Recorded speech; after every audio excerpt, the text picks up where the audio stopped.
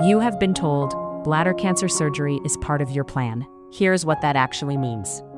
Bladder cancer surgery is not one operation. It is a family of procedures chosen based on how deep the cancer has grown.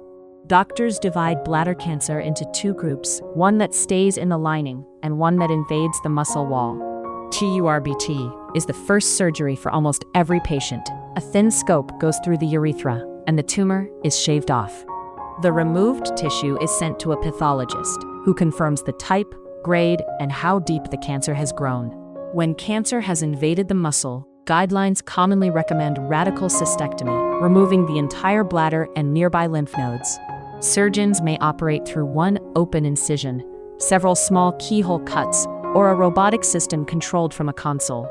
Because the bladder is removed, surgeons build a new path for urine using a piece of the patient's own intestine. Options include an external pouch, an internal reservoir emptied by catheter, or a neobladder connected to the urethra. Before surgery, teams check heart, lungs, kidneys, and nutrition, and a stoma nurse marks the best position on your abdomen.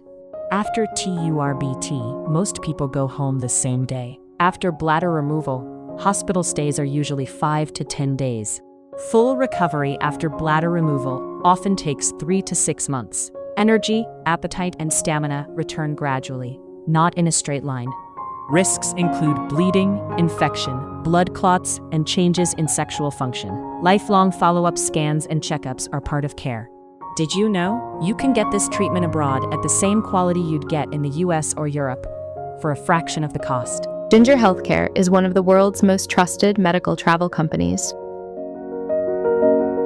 It helps patients to find safe and affordable care in India, Thailand, Turkey, Singapore, Dubai, Malaysia, and more. Visit ginger.healthcare or check the description for details.